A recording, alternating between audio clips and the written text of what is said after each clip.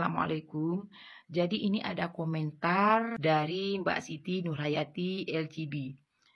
Kenapa sih banyak yang pada minta punya suami Turki? Mbak Siti ini memang lihat di video aku yang memang sempat viral. Di video itu memang banyak sekali cewek-cewek Indo yang minta dicariin suami Turki. Makanya Mbak Siti ini jadi heran ya, mempertanyakan kok pada pingin suami Turki kan kayak gitu. Memang akhir-akhir ini banyak ya aku lihat cewek-cewek Indonesia, pendatang-pendatang baru yang menikah dengan cowok Turki. Nah, jadi mungkin timbul juga pertanyaan, kok bisa ya pada pingin menikah dengan cowok Turki? Apakah menikah dengan cowok Turki udah terjamin bahagia, berakhir senang di sini? Apakah seperti itu ya kan? Sehingga banyak cewek-cewek Indo yang ingin menikah ke Turki. Jadi yang aku hanya bisa bilang di sini bukan berarti setiap udah menikah ke Turki akan hidupnya senang, akan hidupnya bahagia. Karena banyak juga teman-teman kita yang nggak senang ya sampai di sini nggak bahagia ya. Dan banyak juga yang memang bahagia. Itu tergantung di tangan yang tepat. Kalau memang menikah di tangan yang tepat, alhamdulillah ya bahagia. Tapi kalau memang di tangan yang kurang tepat, jangankan di Turki, di Indonesia juga nggak akan bahagia ya kan kayak gitu.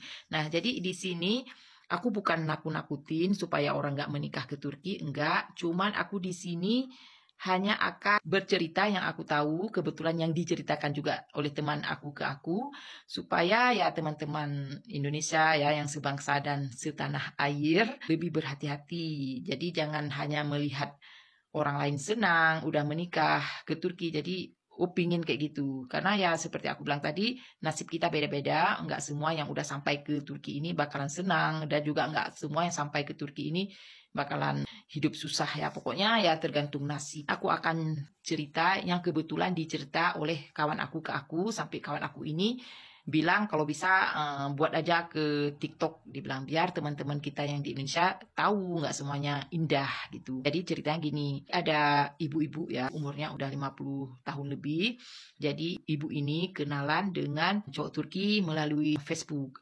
Jadi kenalannya nggak lama, sekitar hanya beberapa bulan aja. Cowoknya pun serius, dalam berapa bulan cowoknya itu berangkat ke Indonesia untuk menikah dengan ibu ini. Oh ya, aku lupa bilang ya, kan lakinya itu umurnya nggak sampai 40 ya, sekitar 38 gitu. Jadi cowoknya itu lebih muda daripada ibu ini, sekitar 15 tahun ya, lebih kurang gitu. Nah, cowok ini selama video call, memang cowoknya itu kesannya sangat bertanggung jawab. Diiming-iming kalau ibu ini menikah dengan dia, ibu ini dibawa ke Turki, anak ibu ini akan dibiayain gitu. Jadi pas dengar rayuan sama cowok ini ya terima gitu. Pas datang cowok ini ke Indonesia pun naik kelas bisnis, udah itu di Indonesia tinggal di hotel berbintang. Pokoknya cowoknya gaya mewah gitu. Dia sangat royal untuk ibu ini di Indonesia. Ya lebih kurang seminggu lah balik ke Turki. Oh iya teman-teman, cowok ini juga bilang ke ibu ini kalau dia udah punya rumah. Pokoknya kasih harapan lah yang indah-indah ke ibu ini. Ibu ini kan percaya karena gaya hidupnya pun waktu di Indonesia ya royal. Jadi ibu ini kan percaya.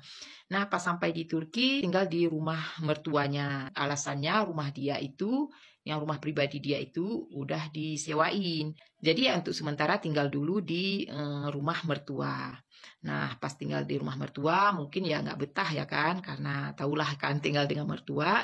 Jadi ya pindah, mereka pindah ke kota yang lain lagi. Dan katanya di kota itu ada rumah dia. Rupanya pas sampai di kota itu, yang dia pindah itu, dia masih beralasan kalau rumahnya itu masih ada orang sewa, jadi untuk sementara tunggu aja dulu sampai penyewanya itu keluar, nanti baru orang itu masuk ya kan. Untuk sementara katanya buat rumah dari tenda dulu, istilahnya gini. Jadi untuk nunggu penyewanya ini keluar, jadi buat rumah asal-asal dulu, rumah tenda. Jadi sementara tinggal di tenda. Pas kawan aku cerita ke aku juga merasa ada kejanggalan, apa benar dia ada rumah apa enggak.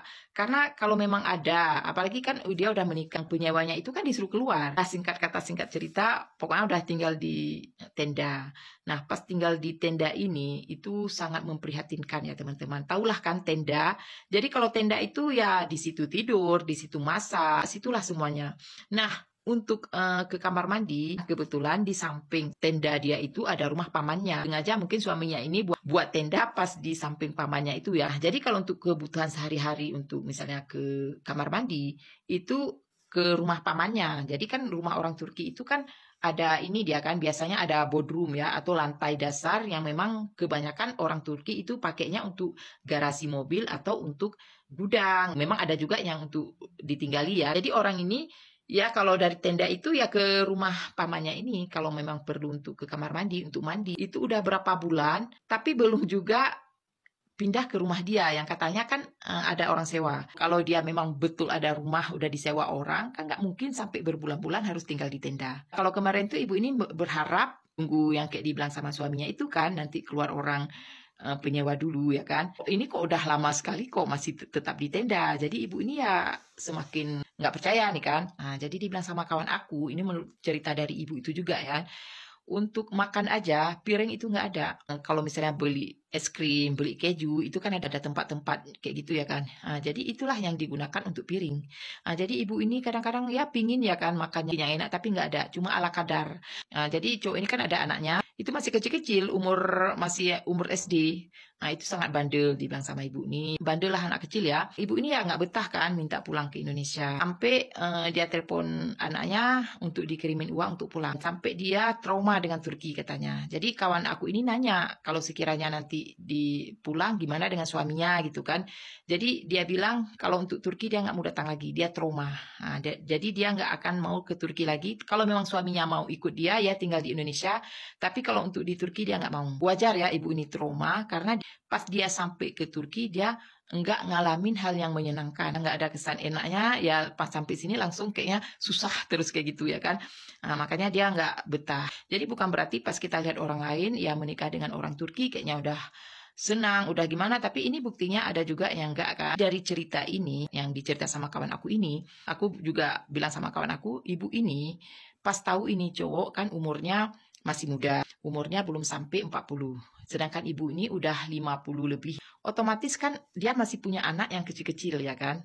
Sedangkan ibu ini ya yang umur-umur 50 tahun ke atas itu kan udah umur-umur yang ingin menikmati hidup ketenangan. Kalaupun ibu ini pingin dengan cowok Turki, maunya ya cari yang pensiunan gitu. Jadi kan udah cocok dengan ibu ini. Ya sama-sama udah mencari ketenangan gitu kan, bukan lagi urus anak kecil ya kan. Kalau yang pensiunan udah terjamin. Kalau di Turki ini aku tahu kalau udah pensiunan di Turki ini biasanya kan ada pensiunannya gitu. Kalau yang udah pensiunan biasanya itu lebih mapan. Yang aku tahu rumahnya udah bisa 2 atau 3. Itu menurut keterangan dari kawan aku juga yang menikah dengan suaminya yang pensiunan. Jadi ibu ini harusnya ya cari yang pensiunan biar sama-sama tenang gitu ya. Ya kalau kita nengok dari sisi materi, kalau udah pensiunan udah mapan ya kan. Tapi kalau yang dari sifatnya, akalnya, aku kan nggak tahu ya. Bisa jadi mungkin keras ya sifatnya itu ya sifat seseorang aku nggak tahu. Ini yang aku bahas kalau dari hal materi ya kan. Oh ya teman-teman ini aku tambahan dikit lagi. Memang banyak dari teman-teman yang tanya ke aku, cowok Turki itu serius seperti apa? Kadang-kadang aku malas untuk jawab. Jadi aku nggak berani jawab, ya kan? Kenapa? Buktinya apa yang kita bilang itu nggak sesuai nantinya. Nanti takutnya orang udah percaya dengan apa yang kita bilang, ya kan? Oh, cowok Turki serius seperti ini, seperti ini. Nggak taunya nggak sesuai. Jadi kan merasa nggak enak aja akunya kan. Makanya kalau untuk keseriusan cowok Turki, ya kalian nilai sendiri aja lah. Aku nggak berani bilang. Kecuali kalau kalian tanya keseriusan suami aku dulu. Aku bisa bilang, ya menurut pengalaman aku. Tapi kalau menyeluruh untuk ke cowok Turkinya, aku nggak berani bilang ya. Takutnya pas aku bilang kayak gini, udah lain gitu kan. Jadi nggak berani kita bilang. Contohnya ini kayak suami ibu yang aku cerita ini kan. Dia memang serius, datangin, nikahin. Nggak taunya pas dia bawa ke sini, ke negara dia, ibunya itu ditaruh di tenda dengan ala kadar kayak gitu, serius. Tapi sampai di sini ya kayak gitu. Jadi kita nggak bisa bilang ya teman-teman. Oke teman-teman, ini panjang juga udah ceritanya. Mungkin kalian juga bosan. Nanti aku akan buat kelanjutan kasus-kasus yang menikah ke Turki yang nggak sesuai ekspektasi, yang nggak sesuai ya dengan harapan. Jadi biar kalian tahu nggak semuanya indah. Oke teman-teman, sekian dulu videonya. Assalamualaikum.